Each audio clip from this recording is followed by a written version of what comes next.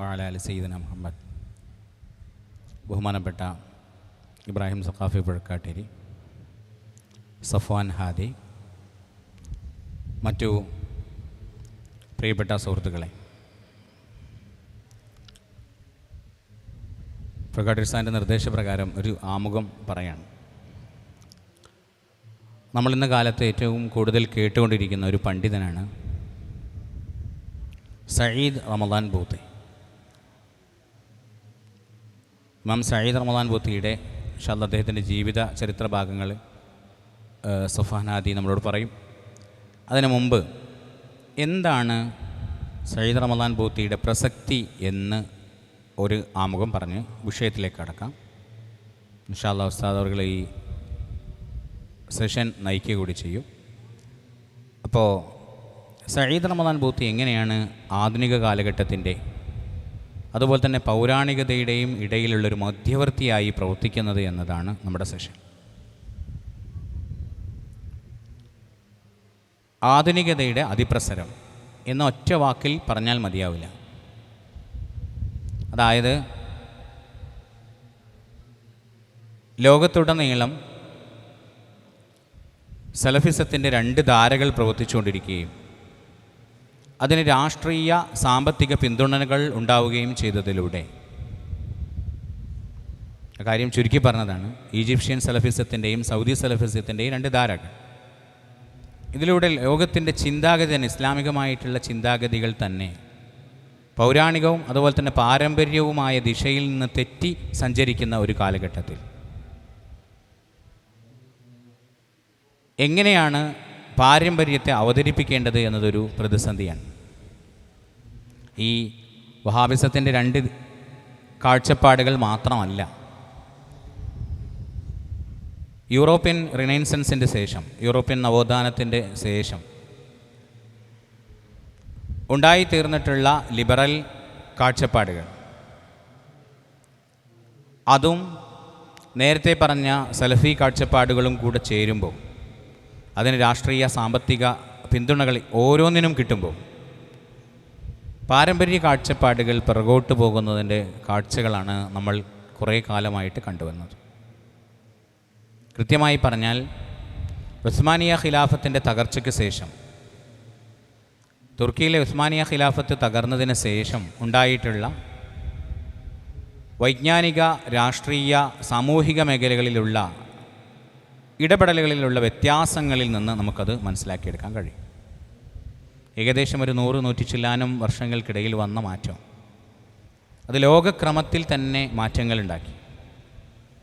അപ്പോൾ ഇന്ന് നമ്മൾ നമ്മുടെ പരിസരങ്ങളിൽ നിന്ന് പുരോഗമനം എന്ന് പറയുമ്പോൾ, പുരോഗമനപരമായി സംസാരിക്കുക, പുരോഗമനപരമായി ചിന്തിക്കുക എന്ന് പറഞ്ഞാൽ അതെന്തോ ഒരു വലിയ കാര്യമാണെന്ന് ചിന്തിക്കുന്ന ഒരു പൊതുബോധത്തിലേക്ക് നമ്മുടെ തന്നെ പൊതുബോധം മാറിയ ഒരു കാലഘട്ടത്തിൽ ഈ ഒരു കാഴ്ചപ്പാട് ലോകതലത്തിൽ തന്നെ ഉണ്ടാവുകയുണ്ടായി. അപ്പോൾ ഇവിടെ പരമ്പരാഗതമായ വിജ്ഞാനീയങ്ങളെ എങ്ങനെ അവതരിപ്പിക്കണമെന്നത് ഒരു ചോദ്യചിഹ്നമാണ്. മറ്റൊരു ഭാഷയിൽ പറഞ്ഞാൽ, നമ്മുടെ ഇസ്ലാമികമായിട്ടുള്ള വിജ്ഞാനീയങ്ങൾക്ക് മുന്നിൽ പുതിയൊരു കാലത്ത് കുറേ മണ്ണ് വാരിയിട്ട് പലരും വന്നിട്ട് ആ മണ്ണുകൾ എങ്ങനെ മാറ്റി പുതിയ കാലത്തെ മനുഷ്യർക്ക് എങ്ങനെയാണ് ഓരോ കാര്യങ്ങളെയും ഇസ്ലാം പറയുന്നത് എന്ന് പറഞ്ഞു കൊടുക്കാനുള്ള ഒരു ശ്രമമാണ് വളരെ ചുരുങ്ങിയ വാക്കിൽ പറഞ്ഞാൽ ഇമാം സഈദ് റമദാൻ ബൂത്തി നടത്തിയിട്ടുള്ള ശ്രമം. അതിന് അദ്ദേഹം നടത്തിയിട്ടുള്ള അദ്ദേഹത്തിൻ്റെ ഭാഷ, അതുപോലെ തന്നെ അദ്ദേഹത്തിൻ്റെ ആഴത്തിലുള്ള വിജ്ഞാനം, ഇതെല്ലാം അദ്ദേഹം മനോഹരമായിട്ട് ഉപയോഗപ്പെടുത്തി. ഇസ്ലാമിക വിജ്ഞാനീയങ്ങൾക്ക് പുറമേ യൂറോപ്യൻ ഫിലോസഫിയും അതുപോലെ തന്നെ ഫ്രഞ്ച് ഭാഷയിലും ഇംഗ്ലീഷ് ഭാഷയിലും അദ്ദേഹത്തിനുണ്ടായിരുന്ന വിൽപ്പത്തിയും എല്ലാം ഉപയോഗപ്പെടുത്തിക്കൊണ്ട് ആധുനിക യൂറോപ്പ് എങ്ങനെയാണ് ചിന്തിക്കുന്നതെന്ന് കൃത്യമായി മനസ്സിലാക്കുകയും അതോടൊപ്പം അതിനെ ചാരി നിന്നുകൊണ്ട് ഈ വഹാബി സലഫി കൺസെപ്റ്റുകൾ സഞ്ചരിക്കുന്നത് എങ്ങനെയാണെന്നും ഇത് രണ്ടിൻ്റെയും മറക്കുള്ളിലൂടെ എങ്ങനെയാണ് പരിശുദ്ധമായ ഈ വിജ്ഞാനം എങ്ങനെ ജനങ്ങൾക്ക് പകർന്നു കൊടുക്കാം എന്നുള്ളതുമാണ് ഇമാം സഈദ് റമദാൻ ബൂത്തി നമ്മൾക്ക് കാണിച്ചു തന്ന കാഴ്ച. ഇൻഷാ അല്ലാഹ് അതിൻ്റെ ചർച്ചയിലേക്ക് നമുക്ക് കടക്കാം. ഇതാണ് ഇതിൻ്റെ ഒരു ആമുഖമായിട്ട് പറയാനുള്ള കാര്യം. സയ്യിദ് റമദാൻ ബൂത്തി ആധുനിക കാലത്ത് ജീവിച്ച ഏറ്റവും പ്രസിദ്ധനായ ഇസ്ലാമിക് സ്കോളറാണ്.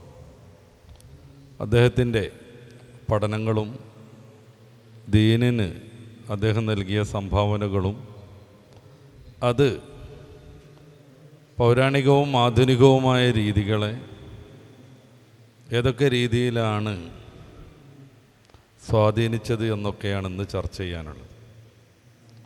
1929 തുർക്കിയിലാണ് സയ്യിദ് റമദാൻ ബൂത്തി ജനിക്കുന്നത്.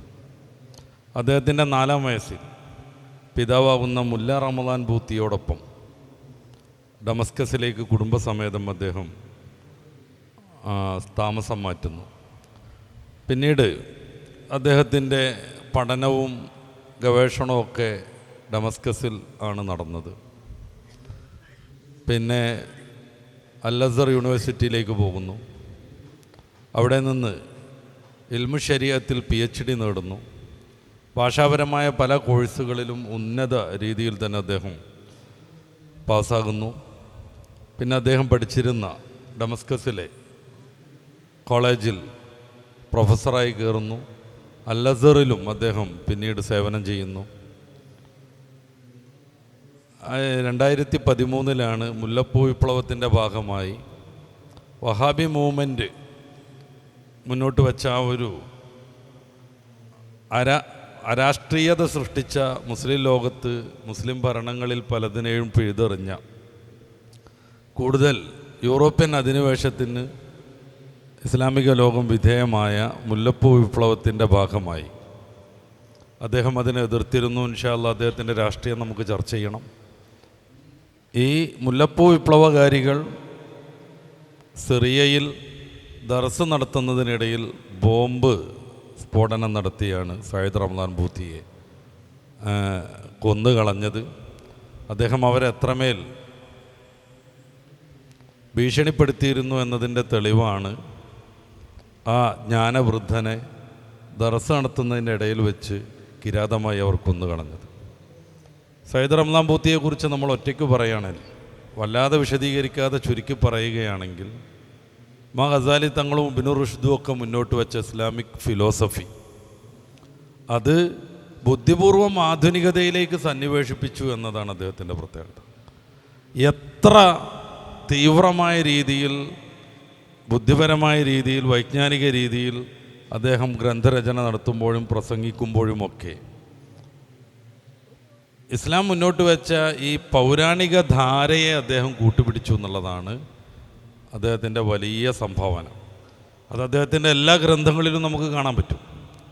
പലപ്പോഴും ഈ പുരോഗമനാത്മകമായ കാര്യങ്ങളൊക്കെ പറയുന്ന ആളുകൾ, അപ്രകാരം തന്നെ ആധുനിക ലോകത്തോട് സംവദിക്കുന്ന ആളുകൾ, ഈ നേരത്തെ ആമുഖത്തിൽ ബുഖാരി ചൂണ്ടിക്കാണിച്ചതുപോലെ ഈ ഒരു പരമാവധി മോഡേൺ ആവുക എന്നൊരു ട്രെൻഡ് കാണും. അവിടെയൊക്കെയും ശക്തമായി പൗരാണികമായ നമ്മുടെ ഇസ്ലാമിക വൈജ്ഞാനികളെ അദ്ദേഹം കൂട്ടുപിടിച്ചു എന്നുള്ളതാണ് അദ്ദേഹത്തിൻ്റെ ഏറ്റവും വലിയ പ്രത്യേകത. ഇപ്പോൾ കുറേ ഉദാഹരണങ്ങൾ അത് സംബന്ധമായിട്ട് പറയാൻ പറ്റും. പലപ്പോഴും നമ്മൾ ഈ മതേതര ചർച്ചകളിലൊക്കെ ഡാർവിനിസം ഒരു പ്രതിസന്ധിയായിട്ട് വരാറുണ്ട്. അപ്പോൾ ഡാർവിനിസത്തിനെ എങ്ങനെയെങ്കിലുമൊക്കെ അംഗീകരിച്ച് ഇസ്ലാമികവൽക്കരിക്കുന്ന ഒരു രീതിയും കാണാറുണ്ട്. ഇപ്പോൾ ചില ആധുനിക കേരളത്തിലുള്ള പ്രഭാഷകന്മാർ, ചെറുപ്പക്കാരൊക്കെ ഈ ഡാർവിനിസത്തെ അല്ലെങ്കിൽ എവല്യൂഷനെ എങ്ങനെയെങ്കിലുമൊക്കെ ഒന്ന് ഇസ്ലാമികവൽക്കരിക്കാനുള്ള ശ്രമം നടത്തും. ഈ ചർച്ച കുബ്രൽ യഖീനിയാത്തിൽ കൗനിയയിൽ അദ്ദേഹത്തിൻ്റെ ഏറ്റവും നല്ല വായിക്കപ്പെടുന്ന പുസ്തകം അതാണെന്ന് എനിക്ക് തോന്നുന്നു. സയ്യിദ് റമദാൻ ബൂത്തി കൊണ്ടുവരുന്നുണ്ട്. അദ്ദേഹം മടിച്ച് നിരത്താണ്. ഈ എവല്യൂഷൻ എന്നറിയുന്ന സാധനം തീരെ സംഗതമല്ലെന്ന്, അതിനോട് ഓരം ചേർന്ന് നിന്ന് ഇങ്ങനെയൊക്കെ ആയാൽ കുഴപ്പമില്ല, ഇങ്ങനെ ആയാൽ തിരക്കടില്ല എന്നുള്ള രീതിയിലുള്ള വിശദീകരണം നടത്തി അതൊരു വലിയ സംഭവമാണെന്നുള്ള രീതിയിൽ അതിനോടൊപ്പം പിടിച്ചു നിന്ന് അത് ഇസ്ലാം മുന്നേ പറഞ്ഞതാണെന്നൊക്കെ പറയുന്ന ആ ഒരു ഈ കോട്ടിമാട്ടലിലേക്ക് ചെല്ലുന്ന ആളുകളെ തീരെ പരിഗണിക്കുന്നില്ല അദ്ദേഹം. ഈ ചോദ്യത്തിന് അദ്ദേഹം ഖുബ്റൽ യഖീനിയാത്തുൽ കൗനിയയിൽ ഉത്തരം പറയുന്നുണ്ട്. എന്താ? പണ്ടേ ഉണ്ട് ഇത്, ഡാർവിൻ്റെയൊക്കെ മുന്നേ ഇസ്ലാമിക ലോകത്ത് അതുണ്ട്. അദ്ദേഹം വളരെ മനോഹരമായിട്ടാണ് അതിനെ ഗണ്ണിക്കുന്നത്. ഈ അബദ്ധം എന്നാൽ ഡാർവിൻ്റെ മുന്നേ ഉണ്ടാവും എന്നാണ് അദ്ദേഹം പറയുന്നത്. അല്ലാതെ ഇസ്ലാമിൻ്റെ മുന്നേ അല്ലെങ്കിൽ ഡാർവിൻ ഇത് കണ്ടുപിടിക്കുന്നതിൻ്റെ മുന്നേ ഈ സംഭവം ഉണ്ട് എന്ന് വരുമ്പോൾ അതൊരു ആധികാരികതയായിട്ടാണ് ചിലരൊക്കെ മുന്നോട്ട് വെക്കുന്നത്. പക്ഷേ ബൂത്തി പറയണത് ഇന്നായി പൊട്ടത്തരം പണ്ടേ ഉണ്ടാവും എന്നാണ്. അപ്പോൾ ഞാൻ സൂചിപ്പിക്കുന്നത് എന്താണെന്ന് വെച്ച് കഴിഞ്ഞാൽ അദ്ദേഹത്തിൻ്റെ ഈ കിതാബിൽ തന്നെ എവല്യൂഷനും മ്യൂട്ടേഷനും തമ്മിലുള്ള വ്യത്യാസം അയാൾ വിസ്തരിച്ച് ചർച്ച ചെയ്യുന്നുണ്ട്. അപ്പോൾ ജീവിവർഗങ്ങൾക്കിടയിലുള്ള ചില വ്യത്യാസങ്ങൾ, ആദം നബി അലൈഹി സ്വലാത്തു വസ്സലാം 60 മുഴ ഉണ്ടായിരുന്നു നമ്മൾ പഠിച്ചിട്ടുണ്ട്. നമ്മളിപ്പോൾ കഷ്ടിച്ച് 6 മുഴ ഇല്ല. അത് ഒരു ജീവിവർഗത്തിൽ നിന്ന് മറ്റൊരു ജീവിവർഗം ഉത്ഭവിക്കുന്നതല്ല, നിലവിലുള്ള ഒരു ജീവിവർഗത്തിൽ നടക്കുന്ന മ്യൂട്ടേഷൻ, അതിൻ്റെ ആന്തരികമായ ചില പരിവർത്തനങ്ങളാണ്. അപ്പോൾ ഇങ്ങനത്തെ കുറേ തെളിവുകളൊക്കെ എടുത്ത് അല്ലെങ്കിൽ അത് തെളിവാണെന്ന് വെച്ച് ഈ ആധുനികതയ്ക്ക് ഒപ്പം നിൽക്കാൻ പോകുന്ന എല്ലാ ടെൻഡൻസിനെയും ശക്തമായി എതിർക്കുകയും എന്നാൽ ആധുനിക ലോകത്ത് എല്ലാവർക്കും മനസ്സിലാകുന്ന ഭാഷയിൽ അദ്ദേഹം എഴുതി, അദ്ദേഹം പ്രസംഗിച്ചു എന്നുള്ളതാണ്. അതുകൊണ്ട് തന്നെ ഇസ്ലാമിക ഈ അഖീദയും ദാർശനികതയും തെളിയിക്കാൻ പുതിയ കാലത്ത് ഏറ്റവും കൂടുതൽ ഉപയോഗപ്പെടുത്താവുന്ന ഗ്രന്ഥങ്ങളാണ് അദ്ദേഹം രചിച്ചത്. 1, 2 അല്ല, 60 ഗ്രന്ഥങ്ങൾ രചിച്ചു, 60 എണ്ണം. അതിൽ എല്ലാവിധ വിഷയങ്ങളും ഉണ്ട്. ഫിഖ് ഉണ്ട്, അഖീദ ഉണ്ട്, ഫിലോസഫി ഉണ്ട്, ഭാഷയുണ്ട്, താരീഖുണ്ട്. സല്ലല്ലാഹു അലൈഹി വസല്ലം തങ്ങളുടെ താരീഖൊക്കെ വളരെ മനോഹരമായി അദ്ദേഹം അവതരിപ്പിക്കുന്നുണ്ട്, പ്രത്യേകിച്ച് മുത്ത് റസൂലിൻ്റെ ഈ കല്യാണം വിവാഹമൊക്കെ ആയിട്ട് ബന്ധപ്പെട്ട വിഷയങ്ങളിൽ. അപ്പോൾ ലോകത്തിന് ആധുനിക കാലത്ത് ഏറ്റവും വലിയ സംഭാവനകൾ നൽകിയ ഒരു വൈജ്ഞാനിക മഹാമേരുവായിരുന്നു സയ്യിദ് റമദാൻ ബൂത്തി. അദ്ദേഹത്തിൻ്റെ രാഷ്ട്രീയം ചർച്ചയ്ക്ക് വരാനുണ്ട്. അദ്ദേഹത്തിൻ്റെ ഗ്രന്ഥങ്ങൾ, ഗ്രന്ഥ രചനാ രീതി, പ്രഭാഷണങ്ങൾ, ഇങ്ങനെ തുടങ്ങിയ എല്ലാ സംഗതികളും അദ്ദേഹം എങ്ങനെയാണ് പുതിയ ലോകത്തിന് ഈ ശാസ്ത്രത്തിൻ്റെ മേമ്പൊടികളൊന്നും വെച്ച് തട്ടിപ്പാക്കാതെ ഈ ഇസ്ലാമിനെ ഫലിപ്പിച്ചത്, സമർത്ഥിച്ചുകൊണ്ട് മാത്രം കാര്യമല്ല, അത് ഫലിപ്പിച്ചത് എന്നുള്ള കാര്യങ്ങളൊക്കെ ചർച്ച ചെയ്യാനുണ്ട്. ഇൻഷാ അല്ലാഹ് നമ്മുടെ പണ്ഡിതന്മാർ അതേക്കുറിച്ച് നന്നായിട്ട് പറയും. അസ്സലാമു അലൈക്കും. സയ്യിദ് റമദാൻ ബൂത്തിയെക്കുറിച്ച് പ്രാഥമികമായ വിവരം നമുക്ക് ലഭിച്ചു. ഇനി അദ്ദേഹം നിർവഹിച്ച ഗ്രന്ഥങ്ങളെക്കുറിച്ച് നമുക്ക് കൂടുതൽ അടുത്തറിയേണ്ടതുണ്ട്. അദ്ദേഹം ജീവിച്ചിരിക്കുന്ന കാലത്ത് പാരമ്പര്യ ഇസ്ലാമിനെതിരെ ഉയർത്തിയ എല്ലാവിധ വിമർശനങ്ങളെയും വളരെ വൈജ്ഞാനികമായി തന്നെയാണ് ബഹുമാനപ്പെട്ട സയ്യിദ് റമദാൻ ബൂത്തി അവர்கள் തങ്ങളുടെ രചനയിലൂടെ മറുപടി പറഞ്ഞത്. അദ്ദേഹത്തിൻ്റെ വിശ്വാസശാസ്ത്ര സംബന്ധിയായ ഖുബ്റൽ യഖീനിയാത്ത് വളരെ പ്രശസ്തമായ ഗ്രന്ഥമാണ്. അത് പല ഭാഷയിലേക്കും വിവർത്തനം ചെയ്യപ്പെടുന്നുണ്ട്. അതുപോലെ അന്ന് കത്തി നിൽക്കുന്ന പ്രശ്നങ്ങൾ, ഇസ്ലാമിനെതിരെ കരിവാരിത്തേക്കുന്ന, ഇസ്ലാമിനെ ലോക രാഷ്ട്രങ്ങൾക്ക് മുമ്പിലും ലോക ജനതയ്ക്ക് മുമ്പിലും ഒന്നുമല്ല എന്ന രീതിയിൽ സമർത്ഥിക്കുന്ന, ഇത് വലിച്ചെറിയേണ്ട 6-ാം നൂറ്റാണ്ടിൽ ഉടലെടുത്ത, ഇന്ന് യാതൊരു പ്രസക്തിയും അർഹിക്കാത്ത ഒന്നാണ് എന്ന രീതിയിൽ വരെ ചിത്രീകരിക്കുന്ന ആ സമയത്ത്, ആ സന്ദർഭത്ത് വളരെ വൈജ്ഞാനികമായി തന്നെ ബൂത്തി ഈ വിഷയങ്ങളെ പ്രതിരോധിച്ചു. അതിൽ വളരെ പ്രധാനപ്പെട്ടതാണ് ഖുബ്റൽ യഖീനിയ എന്ന് പറയുന്ന ഗ്രന്ഥം. ആ ഗ്രന്ഥത്തെ സാർവലൗകികമായ യാഥാർത്ഥ്യങ്ങൾ അല്ലെങ്കിൽ സത്യങ്ങൾ, ബുദ്ധിയുള്ളവർക്ക് എല്ലാവർക്കും അംഗീകരിക്കാൻ പറ്റുന്ന യാഥാർത്ഥ്യങ്ങളാണ് ഇസ്ലാം മുന്നോട്ട് വെക്കുന്നത് എന്ന രീതിയിലാണ് ആ ഗ്രന്ഥം അവതരിപ്പിക്കപ്പെടുന്നത്. അതിൻ്റെ ആമുഖം ജ്ഞാനശാസ്ത്രങ്ങളെ പറ്റിയാണ്. എപ്പോഴാണ് അറിവ് ഉണ്ടായിത്തീരുക? എന്താണ് അറിവ്?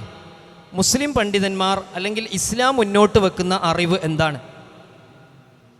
യൂറോപ്പിലെ ജനത അല്ലെങ്കിൽ യൂറോപ്പിൽ ഇന്ന് കത്തിപ്പടരുന്ന പല ഫിലോസഫിയും അടിസ്ഥാനപ്പെടുത്തുന്ന അറിവ് എന്താണ്? ഈ 2 അറിവുകൾക്കിടയിൽ ഏറ്റവും ഭൗതികമായി, ബുദ്ധിപരമായി അംഗീകരിക്കാൻ പറ്റുന്ന അറിവ് ഏതാണ് എന്ന രീതിയിലുള്ള ചർച്ച സമർത്ഥിച്ചുകൊണ്ട് വളരെ കൃത്യമായി കൊണ്ടാണ് അദ്ദേഹം ആ ഗ്രന്ഥരചന പൂർത്തീകരിക്കുന്നത്. അതിൻ്റെ തുടക്കത്തിൽ നിരീക്ഷണ പരീക്ഷണങ്ങൾ എന്ന് പറയുന്നത് അറിവിൻ്റെ അടിസ്ഥാനമാണ്, അത് അംഗീകരിക്കപ്പെടേണ്ടതാണ്. പക്ഷേ ഈ ശാസ്ത്ര വിഷയങ്ങളെ നിരീക്ഷണ പരീക്ഷണത്തിലൂടെ കണ്ടെത്തേണ്ട കാര്യങ്ങളെ, കണ്ടെത്തുന്ന കാര്യങ്ങളെ ഖുർആനിൽ പരാമർശിച്ചിട്ടില്ലല്ലോ, പരാമർശിക്കുന്നല്ലോ, അത് പരാമർശിക്കുന്നു എന്നത് ഖുർആൻ പരാമർശിക്കാത്തത് ഖുർആനിൻ്റെ പോരായ്മയായി ഉയർത്തുന്നവരോട് ഷെയ്ഖ് സയ്യിദ് റമളാൻ ബൂത്തി പറയുന്നത്, മനുഷ്യൻ അള്ളാഹു ബുദ്ധി നൽകിയിട്ടുണ്ട്. അവൻ്റെ ബുദ്ധി അനുസരിച്ച് കണ്ടെത്താൻ കഴിയുന്ന കാര്യങ്ങൾ യാതൊന്നും അള്ളാഹു ഖുർആനിലൂടെ അവതരിപ്പിച്ചിട്ടില്ല. അത് അവനോട് കണ്ടെത്താൻ അവൻ്റെ ഉത്തരവാദിത്തമായി നിർവഹിച്ച കാര്യങ്ങളാണ്. അത് അവൻ്റെ ബുദ്ധിയിലൂടെ അവൻ അന്വേഷിച്ച് കണ്ടെത്തുക. അത് ഖുർആൻ പറയേണ്ട ആവശ്യമില്ല. പക്ഷേ നിരീക്ഷണ പരീക്ഷണങ്ങളിലൂന്നി കണ്ടെത്തേണ്ട ചില കാര്യങ്ങളുണ്ട്. മരുന്നുകൾ, അത് നിരീക്ഷണ പരീക്ഷണത്തിലൂടെ നമ്മൾ കണ്ടെത്തുന്ന ഒന്നാണ്. അങ്ങനെ ഓരോ വിഷയങ്ങളും, ശാസ്ത്രം, അതേപോലെ തന്നെ ഇന്ന് നമ്മുടെ ഇടയിൽ പ്രസിദ്ധമായി നിലകൊള്ളുന്ന ഒരുപാട് വിജ്ഞാന ശാഖകളുണ്ട്. ചരിത്രം ഒരിക്കലും നിരീക്ഷണ പരീക്ഷണത്തിലൂടെ അല്ലെങ്കിൽ ലബോറട്ടറി ടെസ്റ്റിലൂടെ അംഗീകരിച്ചുകൊണ്ട് നമ്മൾ സമർത്ഥിക്കുന്ന ഒരു കാര്യമല്ല. അതിൽ പ്രത്യേകം അദ്ദേഹം പറയുന്നുണ്ട്, പഴയകാല മനുഷ്യൻ്റെ വസ്ത്രധാരണ രീതി അത് നിരീക്ഷണ പരീക്ഷണത്തിലൂടെ കണ്ടെത്താൻ കഴിയില്ല. അക്കാലത്ത് ജീവിച്ച ജനങ്ങൾ അനുഭവിച്ച് വരും തലമുറയിലേക്ക് കൈമാറ്റം ചെയ്തതിനെ ഉൾക്കൊണ്ടുകൊണ്ട് മനസ്സിലാക്കുമ്പോൾ മാത്രമേ ചരിത്രപരമായി അതൊരു യാഥാർത്ഥ്യമായി നമുക്ക് അംഗീകരിക്കാൻ കഴിയൂ. അല്ലാതെ ഏതെങ്കിലും ഒരു നിഗമനങ്ങളുടെ അടിസ്ഥാനത്തിൽ രൂപപ്പെടുത്തിയെടുക്കുന്ന അറിവുകൾക്ക് അല്ലെങ്കിൽ ഊഹാപോഹങ്ങൾക്ക് അറിവ് എന്ന് നമ്മൾ ബുദ്ധിപരമായി അംഗീകരിക്കാൻ കഴിയില്ല. അതുകൊണ്ട് ഇസ്ലാം മുന്നോട്ട് വെക്കുന്ന അറിവ് എന്ന് പറയുന്നത് പരമമായ യാഥാർത്ഥ്യങ്ങൾക്ക് മാത്രമാണ് ഇസ്ലാം അറിവായി പരിഗണിക്കുന്നുള്ളൂ എന്ന അടിസ്ഥാനപ്പെടുത്തിക്കൊണ്ടാണ് അദ്ദേഹം കുബ്രൽ യക്കീനിയാത്ത് പൂർണ്ണമായും പൂർത്തീകരിക്കുന്നത്. അതിൻ്റെ ഭാഗമായാണ് ഡാർവിനിസത്തെയും നവഡാർവിനിസത്തെയും അതുപോലെ തന്നെ അദ്ദേഹത്തിൻ്റെ മറ്റു ഗ്രന്ഥങ്ങളിൽ സാമ്പത്തികമായി മാർക്സിൻ്റെ തിയറികളെയും അദ്ദേഹം ശക്തമായി വിമർശിക്കുന്നുണ്ട്. അദ്ദേഹം ഒരു മാർക്സ് വിമർശകനായിരുന്നു. അദ്ദേഹത്തിന് ഔഹാമുൽ മാദിയ അൽ ജദലിയ എന്ന് പറയുന്ന ഒരു ഗ്രന്ഥം ഉണ്ടായിരുന്നു. അദ്ദേഹത്തിൻ്റെ ആ ഒരു രചനം ഈ ഒരു വിഷയത്തെ പരാമർശിക്കുന്നതാണ്. അതുപോലെ തന്നെ ഒരുപാട് വിഷയങ്ങൾ, ജിഹാദുമായി ബന്ധപ്പെട്ട വിഷയങ്ങൾ, സ്ത്രീ വിഷയങ്ങൾ. അദ്ദേഹത്തിൻ്റെ ഏറ്റവും പ്രശസ്തമായ മറ്റൊരു ഗ്രന്ഥം എന്ന് പറയുന്നത് ഇബ്നു അത്താ ഇല്ലാഹി സിക്കന്ദരിയുടെ ഹിക്കമിന് അദ്ദേഹം നടത്തിയ വ്യാഖ്യാനമാണ്. ആ വ്യാഖ്യാനങ്ങളിലൂടെ സഞ്ചരിക്കുമ്പോൾ അദ്ദേഹം എങ്ങനെയാണ് പൗരാണിക അല്ലെങ്കിൽ പാരമ്പര്യ മുസ്ലിം പണ്ഡിതന്മാരുടെയും ഈ നൂറ്റാണ്ടിൽ ആധുനികതയുടെയും ഇടയിൽ നിൽക്കുന്ന ഇസ്ലാമിനെ വളരെ സമർത്ഥമായി എല്ലാവരും അംഗീകരിക്കേണ്ട യാഥാർത്ഥ്യമായി അവതരിപ്പിക്കുന്നു എന്നുള്ളത് കൃത്യമായി മനസ്സിലാക്കുക. അതുമായി ബന്ധപ്പെട്ട ചർച്ചകൾ നമുക്ക് കൂടുതൽ നിർവഹിക്കേണ്ടതുണ്ട്. ഇപ്പോൾ നേരത്തെ പുഴക്കാട്ടിൽ സാർ പറഞ്ഞു വെച്ച ഒരു കാര്യം, ഈ ആധുനികതയുമായി സംവദിക്കുന്ന കാര്യത്തിൽ ആധുനിക ശാസ്ത്രത്തിൻ്റെ പിൻബലത്തോടു കൂടി മാത്രമേ മുന്നോട്ട് പോകാൻ കഴിയൂ എന്ന് ചിന്തിക്കുന്ന കാഴ്ചപ്പാടിനെ വളരെ നിശിതമായി വിമർശിക്കുകയും അതുപോലെ തന്നെ എങ്ങനെയെങ്കിലും പരമ്പരാഗതമായി പണ്ഡിതന്മാർ പറഞ്ഞു വന്ന പരിഹാരങ്ങളല്ലാത്ത രാഷ്ട്രീയ പരിഹാരങ്ങളെക്കുറിച്ചും അദ്ദേഹം ശക്തമായിട്ട് ചോദ്യം ചെയ്യുന്നുണ്ട്. ഉദാഹരണമായിട്ട് പറഞ്ഞല്ല, അദ്ദേഹത്തിൻ്റെ ലോഹകം അദ്ദേഹത്തിന് നൽകിയിട്ടുള്ള പേര് തന്നെ ഗസാലിയുൽ അസർ എന്നാണ്. കാലഘട്ടത്തിലെ ഇമാം ഗസാലി എന്നൊരു പേരിലാണ് അദ്ദേഹം അറിയപ്പെടുന്നത്. നമുക്കറിയാം, അദ്ദേഹത്തിൻ്റെ രചനകളും ചെറിയ ചെറിയ ലേഖനങ്ങൾ പോലും നമുക്കിന്ന് നസീമു ഷാം എന്ന വെബ്സൈറ്റിൽ നിന്ന് കിട്ടും. അപ്പോൾ അതിൽ അദ്ദേഹത്തിൻ്റെ കുറേ ലേഖന സമാഹാരങ്ങളുണ്ട്. കൂട്ടത്തിൽ എടുത്തു പറയേണ്ട ഒന്നാണ് മിനൽ ഫിക്രി വൽ ഖൽബ് എന്ന് പറയുന്ന അദ്ദേഹത്തിൻ്റെ ഒരു രചന. വളരെ മനോഹരമാണ്. നമ്മൾ പലപ്പോഴും നമ്മുടെ ചുറ്റുപാടുകളിൽ നിന്ന് ലിബറലിസ്റ്റുകളും അതുപോലെ തന്നെ യുക്തിവാദികളെന്ന് പറയുന്നവരും ഉയർത്തിക്കൊണ്ടിരിക്കുന്ന പല ചോദ്യങ്ങളെയും വർഷങ്ങൾക്ക് മുന്നേ അഡ്രസ്സ് ചെയ്യുകയും അതിന് ഉത്തരം പറയുകയും ചെയ്ത മഹാനാണ് ഇമാം സഈദ് റമദാൻ ബൂത്തി റഹിമഹുല്ലാഹ്. അദ്ദേഹത്തിൻ്റെ മിനൽ ഫിക്രി വൽ ഖൽബ് എന്ന് പറയുന്ന ആ ഗ്രന്ഥത്തിലെ വളരെ പ്രധാനപ്പെട്ട ഒരു ലേഖനമുണ്ട്. ഹൃദയത്തിനും തലച്ചോറിനും ഇടയിലെ ഇസ്ലാം എന്ന പേരിൽ അത് റിസാലയിൽ പരിഭാഷ വന്നിരുന്നു. അതിൽ അദ്ദേഹം പറയുന്നു, ഈ മിനൽ ഫിക്രി വൽ ഖൽബിലെ ഒരു പ്രധാന ലേഖനത്തിൽ അദ്ദേഹം പറയുന്നത്, ഇസ്ലാമിൻ്റെ സ്ഥാനമെന്ന് പറയുന്നത് അത് തലച്ചോറിനും ഹൃദയത്തിനും ഇടയിലാണ്. പരിഹാസത്തിന് വേണ്ടിയിട്ട് ഇസ്ലാമിന് നേരെ ചോദിക്കുന്ന ചോദ്യമുണ്ട്. ഹൃദയത്തിൽ ചിന്തയെക്കുറിച്ച് പറയുന്നിടത്തൊക്കെ ഖുർആൻ പലപ്പോഴും ഹൃദയത്തെക്കുറിച്ചാണ് പറഞ്ഞത്, തലച്ചോറിനെക്കുറിച്ചും പറഞ്ഞിട്ടുണ്ട്.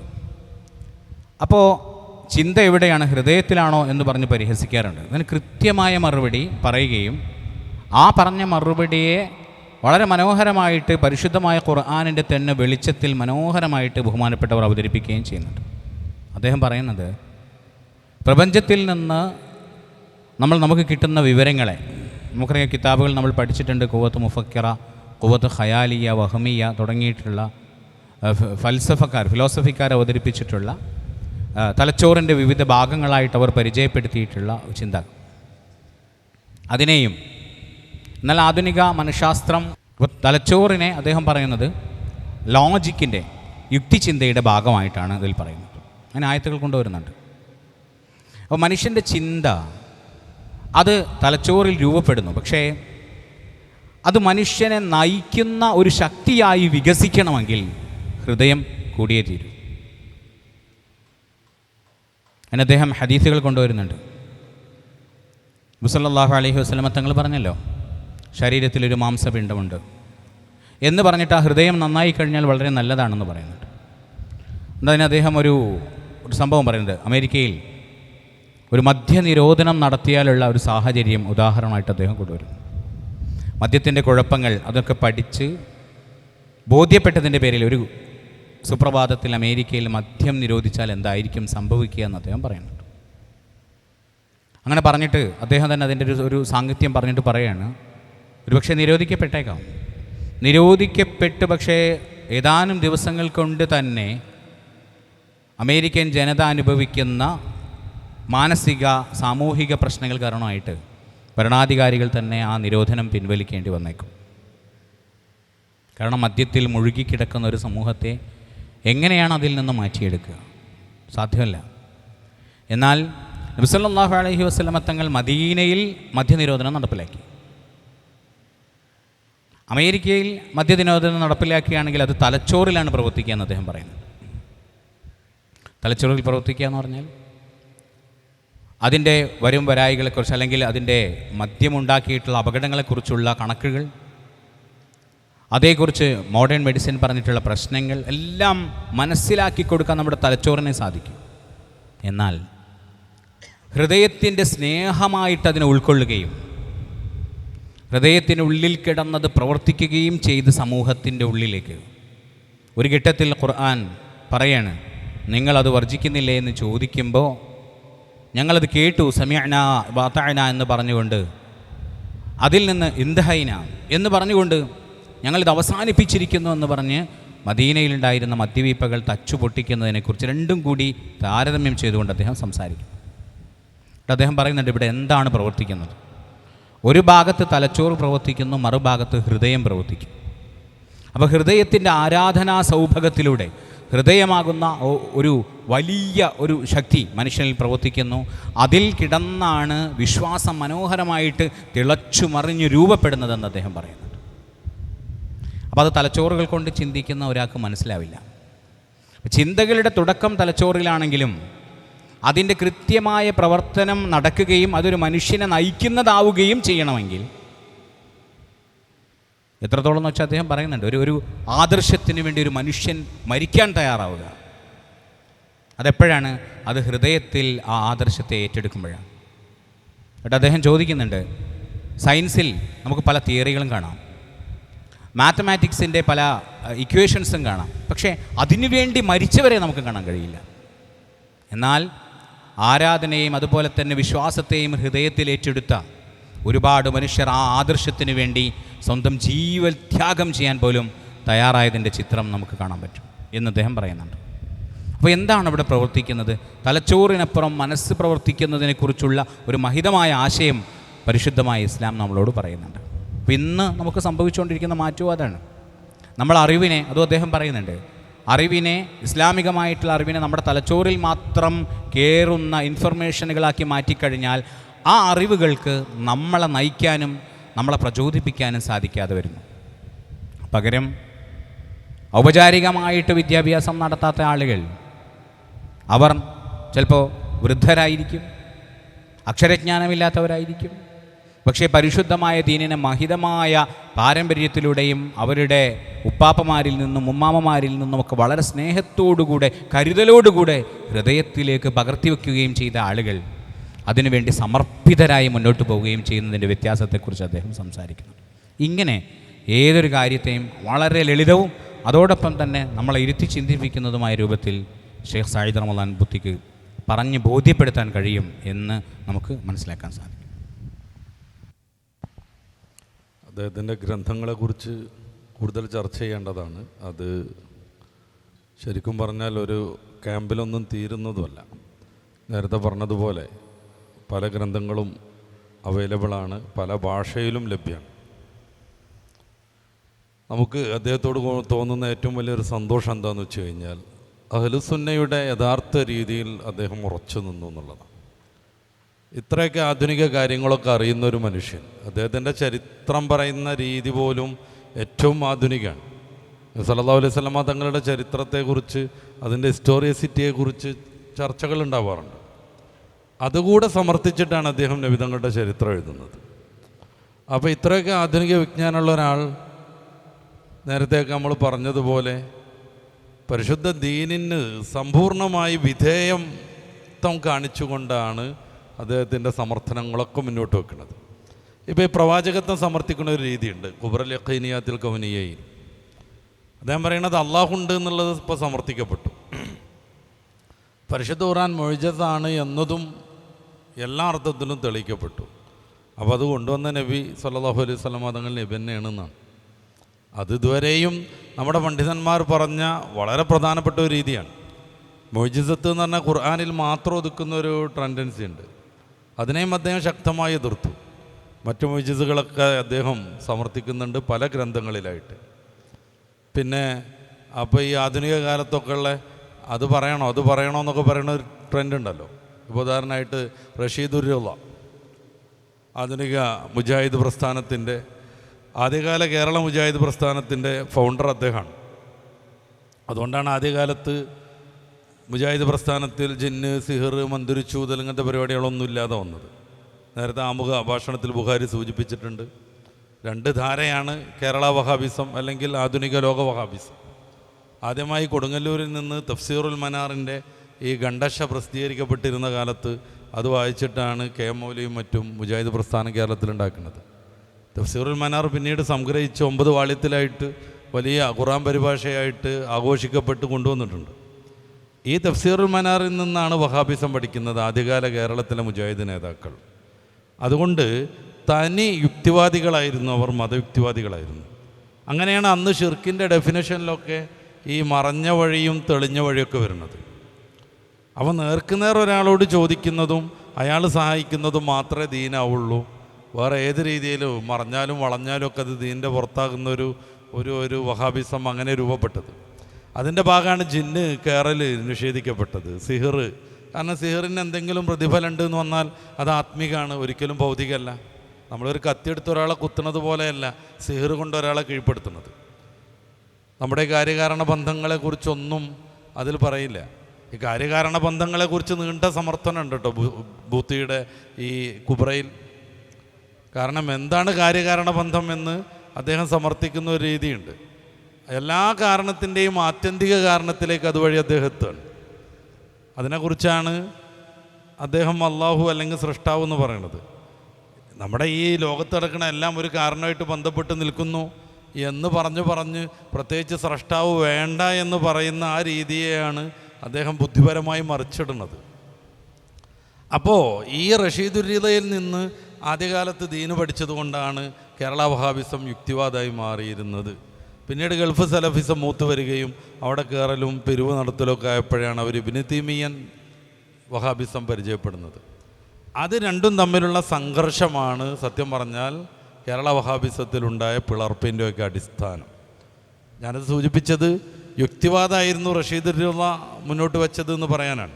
സൂറത്ത് യൂനുസിലെ 2-ാം വാക്യം വിശദീകരിച്ചുകൊണ്ട് അയാൾ പറയുന്ന ഒരു ഭാഗം കേരളത്തിലൊക്കെ പ്രസിദ്ധമാണ്. പരിശുദ്ധ ഖുർആനിൽ നിന്ന് കുറേയേറെ ഈസാ നബിയുടെയും മൂസാ നബിയുടെയും മുഅ്ജിസത്തൊക്കെ മാറ്റിവെച്ചിട്ടുണ്ടായിരുന്നെങ്കിൽ ഖുർആൻ കുറച്ചുകൂടെ സ്വീകാര്യമായിരുന്നു.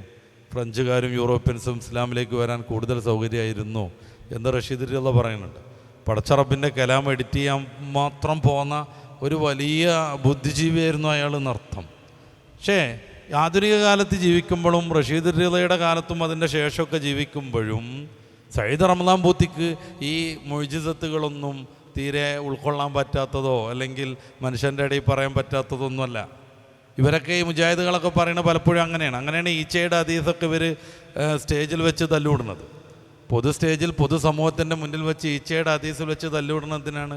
തൈമിയൻ ത്വരീഖത്ത് പിന്തുടരുന്ന വഹാബികൾക്ക് അത് സ്വീകാര്യമാണ്. നേരെ മറിച്ച് റഷീദി റളിയയുടെ തരീഖത്ത് പിന്തുടരുന്നവർക്കോ അത് ബുദ്ധിക്ക് വിരുദ്ധമാണ്. അങ്ങനെയാണ് ബുഖാരി ഷരീഫിലെ കുറേ ഹദീസുകളൊക്കെ സലാം സുല്ലമി തള്ളണത്. എന്നല്ല ഈ ഇരുവേട്ടി അബ്ദുറഹ്മാൻ മൗലവിയെ പോലെയുള്ള ആളുകൾ ഇമാം ബുഖാരിയുടെ വാപ്പക്ക് വിളിക്കുന്നത്. അങ്ങനെയാണ്. അങ്ങനെ ഒരു ഹദീസ് ഇമാം ബുഖാരി റിവായത്ത് ചെയ്തിട്ടുണ്ടല്ലോ എന്ന് പറയുമ്പോൾ മൂപ്പരുടെ വാപ്പ റിവായത്ത് ചെയ്താലും സ്വീകരിക്കാൻ പറ്റൂല എന്നൊക്കെ പറയുന്ന ധാർഷ്ട്യം ഈ ഇബ്നു തൈമിയ്യൻ ത്വരീഖത്തിൽ നിന്ന് മാറിയിട്ട് റഷീദ് റളവിയൻ തരീഖത്തിലേക്ക് പോകുമ്പോഴാണ്. പക്ഷേ സയ്യിദ് റമദാൻ പൂത്തി ആധുനികനാണ്. എല്ലാ വിജ്ഞാനവും അദ്ദേഹത്തിന് അറിയാവുന്ന ഗ്രന്ഥങ്ങൾ വായിച്ചാലും പ്രഭാഷണം കേട്ടാലും നമുക്കറിയാം. എന്നിട്ടും അദ്ദേഹം എല്ലാ മുഅ്ജിസത്തിനെയും വളരെ ബുദ്ധിപരമായി അവതരിപ്പിക്കുന്നു എന്നുള്ളതാണ്. അപ്പം നബിയാണെന്നുള്ളതിന് കുറേ ബുദ്ധിപരമായ സമർത്ഥനങ്ങളുണ്ട്. അദ്ദേഹം അതൊക്കെ ചെയ്യുന്നുണ്ട് പലയിടങ്ങളിലും. പക്ഷെ അദ്ദേഹം പ്രാധാന്യം കൊടുക്കുന്നത് നുബുവത്തും റിസാലത്തും തെളിയിക്കാൻ പരിശുദ്ധ ഖുർആൻ അള്ളാഹുവിൻ്റെ കലാമാണ്.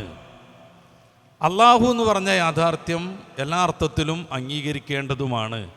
ആ ഖുർആനിൽ മുഹമ്മദുർ റസൂലുള്ളാഹി സൂറത്തുൽ ഫത്ഹിൻ്റെ 29 പറഞ്ഞാൽ മക്കാന മുഹമ്മദുൻ അബാഹദിൻ മിർ റിജാലിക്കും വലാക്കിൻ റസൂലുള്ളാഹ് എന്ന് സൂറത്തുൽ അഹ്സാബിൻ്റെ 40 പറഞ്ഞിട്ടുണ്ടെങ്കിൽ ഒമാ മുഹമ്മദുൻ ഇല്ലാ റസൂലുൻ ഹസറിട്ട് സൂറത്തു ആലിമ്രാൻ്റെ 144 പറയുന്നുണ്ടെങ്കിൽ അതന്നെ മതി എന്നുള്ളതാണ്. അതിൻ്റെ അപ്പുറത്തേക്ക് ഭൗതിക സമർത്ഥനങ്ങളൊന്നും ആവശ്യമില്ല എന്നുള്ളിടത്താണ് അദ്ദേഹം ഉള്ളത്. അതുകൊണ്ടാണ് സുന്നത്ത് ജമാഅത്തിൻ്റെ നമ്മൾ അനുവർത്തിച്ചു വന്ന രീതികളെ മുഴുവനായിട്ട് അദ്ദേഹം അംഗീകരിക്കുന്നത് കൊണ്ടാണ് അദ്ദേഹത്തെ അൽബാനിക്ക് പറ്റാതെ വരുന്നത്, ഖറളാവിക്ക് പറ്റാതെ വരുന്നത്. നമ്മൾ വെറുതെ ഒന്ന് നെറ്റെടുത്തിട്ട് സയ്യിദ് റമദാൻ പൂത്തിയും ഖറളാവിയും തമ്മിലുള്ള വിഷയങ്ങളെക്കുറിച്ചൊന്ന് വെറുതെ സെർച്ച് ചെയ്ത് നോക്കുക. എന്തുകൊണ്ട് ഖറളാവി അദ്ദേഹത്തിനെ എതിർക്കണമെന്നുള്ളത് നമുക്കപ്പോൾ മനസ്സിലാകും. വളരെ ആധുനികനായിട്ടും വളരെ ബുദ്ധിപരമായി കാര്യങ്ങളൊക്കെ സമർത്ഥിച്ചിട്ടും അദ്ദേഹം ഈ വഹാബി ധാരയോട് ചേർന്ന് നിന്നില്ല എന്നുള്ളതാണ് പ്രശ്നം. അദ്ദേഹം ഈ വഹാബി ധാരയോട് ചേർന്ന് നിന്നില്ല എന്നുള്ളതാണ് അവരുടെ വിഷയം. ഖറളാവി നമുക്കറിയാം, ഇഖ്വാനുൽ മുസ്ലിം പോലെയുള്ള ഈ വഹാബി മൂവ്മെൻറ്റിൻ്റെ ഏറ്റവും വലിയ ബുദ്ധിജീവിയാണ്, സപ്പോർട്ട് ചെയ്യുന്ന പണ്ഡിതനാണ്. അൽബാനി എന്ന് പറഞ്ഞാൽ നമുക്കറിയാവുന്നതുപോലെ വഹാബിസത്തിൻ്റെ ഏറ്റവും വലിയ ഹദീസ് പണ്ഡിതനാണ്. ഇമാം നവവി റളിയല്ലാഹു അൻഹു ഒരു ഹദീസ് സഹിയാക്കിയോ എന്നുള്ളതല്ല ആധുനിക വഹാബിസം നോക്കുന്നത്, സഹഹുൽ അൽബാനി എന്നുള്ളതാണ്. അൽബാനിയുടെ അഖ്താഇനെ കുറിച്ച് 4 വാള്യമുള്ള കിതാബ് വേറുണ്ട്, അത് വേറെ കാര്യം. അയാൾ സഹിയാക്കിയ പല ഹദീസുകളും ലൈഫായതും അദ്ദേഹം ലൈഫായ പല ഹദീസുകളും സഹിഹായതും ഒക്കെ തെളിയിക്കുന്ന നല്ല വൈജ്ഞാനികമായ ഗ്രന്ഥങ്ങൾ ഇന്ന് ലോകത്ത് ഇറങ്ങിയിട്ടുണ്ട്, കുറേ ഇറങ്ങിക്കൊണ്ടിരിക്കുന്നുണ്ട്. അതൊക്കെ ഒരു വശം. ഈ അൽബാനിക്ക് എന്തുകൊണ്ട് ബൂത്തി വിസമ്മതനാകുന്നു? ബൂത്തി റഹ്മഹുല്ല ചേർന്ന് നിന്നത് 100% അഹ്ലുസുന്നയുടെ ധാരയോടാണ്. അത് മുഅ്ജിസത്തിൻ്റെ വിഷയത്തിലാണെങ്കിലും പ്രവാചകത്വം തെളിയിക്കുന്ന വിഷയത്തിലാണെങ്കിലും ഒക്കെ നമുക്ക് കാണാൻ പറ്റും. അതുകൊണ്ടാണ് ബൂത്തി ഇന്ന് ലോകത്തെ ഏറ്റവും കൂടുതൽ വായിക്കപ്പെടുന്നത്. മറ്റേതൊക്കെ ഒരു ധാരയാണ്. അൽബാനി ആവട്ടെ, ഇബ്നു ബാസ് ആവട്ടെ, ശൈഖ് ഉസൈമീൻ ആവട്ടെ, ഒക്കെ ഒരു ധാരയാണ്. അതിൽ നിന്ന് വ്യത്യസ്തമായി ആധുനികതയോടൊപ്പം പൗരാണികതയെ 100% സപ്പോർട്ട് ചെയ്തുകൊണ്ട് തൻ്റെ ആദർശവും ആശയവും പ്രചരിപ്പിച്ചു എന്നുള്ളതാണ് ബൂത്തിയിൽ കാണുന്ന ഏറ്റവും ശ്രദ്ധേയമായൊരു പ്രത്യേകത. ഇതോടൊപ്പം തന്നെ ഷെയ്ഖ് ബൂത്തിയുടെ ആത്മീയമായ ചില വശങ്ങൾ കൂടി നമ്മൾ ചർച്ച ചെയ്യേണ്ടതുണ്ട്. ഇബ്നു അത്താഇല്ലാഹി സിക്കന്ദരിയുടെ പ്രശസ്തമായ ഒരു ഗ്രന്ഥമാണ് ഹിക്കം. ആ ഹിക്കമിന് ഒരുപാട് വ്യാഖ്യാനങ്ങളുണ്ട്. പൊതുവെ ആ വ്യാഖ്യാനങ്ങളൊക്കെയും നമ്മൾ അറിയപ്പെടുന്നത് പോലെ നമ്മളുടെ ഇടയിൽ പൊതുവെ ചർച്ച ചെയ്യപ്പെടാറുണ്ട്. ഔലിയാക്കൾക്കുള്ള ഉപദേശമാണ് ഹിക്കം എന്ന് പറയുന്നത്. ആ ഹിക്കം നടത്തുന്ന ഓരോ ഉപദേശങ്ങളെയും ഷെയ്ഖ് ബൂത്തി ഇന്നത്തെ കാലത്ത് ജീവിക്കുന്ന ഒരു മുസ്ലിമിനെ സംബന്ധിച്ചിടത്തോളം ഈ ഹിക്കമിൻ്റെ തൻ്റെ ജീവിതത്തിൽ ഈ ഹിക്കമിൻ്റെ സ്വാധീനം എന്താണ് എന്ന് കണ്ടെത്തുന്നത് നമുക്ക് കൃത്യമായി മനസ്സിലാക്കാൻ കഴിയും. ഒന്നാമത്തെ ഹിക്കമിൽ ആരംഭിച്ച് ഹിക്കമ് അവസാനിപ്പിക്കുന്നതിൻ്റെ ഇടയിൽ സമൂഹത്തിൽ ജീവിക്കുന്ന എല്ലാ മനുഷ്യരെയും എല്ലാ മുസ്ലിമീങ്ങളെയും അള്ളാഹുവിലേക്ക് എത്തിക്കുന്നതിന്, അള്ളാഹുവിലേക്ക് കൽബ് ചേർക്കുന്നതിലുള്ള അദ്ദേഹത്തിൻ്റെ വ്യാഖ്യാനങ്ങളും വിശദീകരണങ്ങളും വളരെ പ്രസക്തമാണ്. തനവ്വഅത്ത് അജ്നാസിൽ അഅമാൽ ബി തനവ്വുഇ വാരിദാത്തിൽ അഹ്വാൽ, ഓരോ മനുഷ്യരുടെയും അന്തരങ്ങളിൽ നിലകൊള്ളുന്ന ഹാലുകൾക്കനുസരിച്ചു കൊണ്ടാണ് ഇബാദത്തുകൾ വർഗീകരിക്കുന്നത് എന്നുള്ള ഹിക്കമത്ത് വിശദീകരിച്ചുകൊണ്ട് മഹാനവറുകൾ സമൂഹത്തിൽ ജീവിക്കുന്ന താഴേക്കിടയിലുള്ള ഒരു കൂലിപ്പണിക്കാരൻ മുതൽ വലിയ ഒരു ആലിമിനെ വരെ മൂപ്പർ അതിലെ ഓരോരുത്തരുടെയും അവസ്ഥകളെ വിശദീകരിച്ചുകൊണ്ട് അവരുടെ ഇബാദത്തുകളെക്കുറിച്ച് കൃത്യമായി വിശദീകരിക്കുന്നുണ്ട്. മഹാനവറുകൾ ഒരു ഡോക്ടറുടെ ഇബാദത്ത് എന്ന് പറയുന്നത് അദ്ദേഹം തൻ്റെ അടുത്തേക്ക് പ്രയാസം പറഞ്ഞു വരുന്ന രോഗിയെ വളരെ കൃത്യമായി പരിശോധിക്കുകയും അയാൾക്ക് വേണ്ട മരുന്ന് നൽകുകയും അയാൾക്ക് ആവശ്യമില്ലാത്ത ഒരു മരുന്ന് പോലും ഒരു ഡോക്ടർ നൽകാൻ പാടില്ല. അങ്ങനെ അയാൾ നൽകുമ്പോൾ അയാൾ യഥാർത്ഥ ഒരു ഡോക്ടറാവുകയില്ല. ഒരു ഡോക്ടറെ സംബന്ധിച്ചിടത്തോളം അദ്ദേഹത്തിൻ്റെ ഇബാദത്ത് എന്ന് പറയുന്നത്, അദ്ദേഹം ഒരു ഉദാഹരണം പറയുന്നുണ്ട്. ഹജ്ജിന് പോകുന്ന ഒരു സംഘത്തിൽ ആ യാത്രക്കാരായ രോഗികളെ പരിചരിക്കാൻ വേണ്ടി നിയോഗിക്കപ്പെട്ട ഡോക്ടറുടെ ഇബാദത്ത് എന്ന് പറയുന്നത് ആ രോഗികളെ പരിചരിക്കുക എന്നാണ്. ഫർള് കാര്യങ്ങൾ മാത്രമേ അയാൾ ചെയ്യാൻ പാടുള്ളൂ. അതിൻ്റെ അപ്പുറത്തേക്ക് ഒരു സുന്നത്ത് കർമ്മം അയാൾ ചെയ്യുകയാണെങ്കിൽ അത് കുറ്റമാണ്, അത് ചെയ്യാൻ പാടില്ല. അദ്ദേഹത്തിൻ്റെ ഇബാദത്ത് എന്ന് പറയുന്നത് അദ്ദേഹത്തിൻ്റെ ഇപ്പോൾ ഏത് അവസ്ഥയിലാണോ അദ്ദേഹം നിലകൊള്ളുന്നത് ആ അവസ്ഥയിൽ അനുസരിച്ചു കൊണ്ടുള്ള ഇബാദത്താണ്. അതേ മറ്റൊരു സ്ഥലത്ത് ഈ ഹിക്കമിനെ ഈ അടിസ്ഥാനപ്പെടുത്തിക്കൊണ്ട് തന്നെ ഇറാദത്തുക തജ്രീദ് മാ ഇഖാമത്തില്ലാഹി ഇയ്യാക ഫിൽ അസ്ബാബ് മിനശ് ശഹവത്തിൽ ഖഫിയ വ ഇറാദത്തുകൽ അസ്ബാബ് മാ ഇഖാമത്തില്ലാഹി ഇയ്യാക ഫിത് തജ്രീദ് വഹുവ ഇൻഹിതാതുൻ അൻ ഹിമ്മത്തിൻ അലിയ എന്ന ഹിക്കമത്ത് വിശദീകരിച്ചുകൊണ്ട് മഹാനവറുകൾ പറയാണ്, രാവിലെ ജോലിക്കിറങ്ങിയ ഒരു കുടുംബനാഥൻ തിരിച്ച് വീട്ടിലേക്കെത്തി. അദ്ദേഹം വാതിൽ തുറന്ന ഉടനെ സലാം പറഞ്ഞ് വേഗം കുളിച്ച് ഫ്രഷായി ഒരു മൂലയ്ക്ക് മുസല്ല വിരിച്ച് സുന്നത്ത് നിസ്കാരങ്ങളും തസ്ബീഹും ഖുർആനോത്തും ദിക്റുമായി നിരന്തരം ഇബാദത്തുകളിൽ ഏർപ്പെടുക എന്നുള്ളത് കുറ്റകരമാണ്. അത് അദ്ദേഹത്തിൻ്റെ ഇബാദത്തല്ല.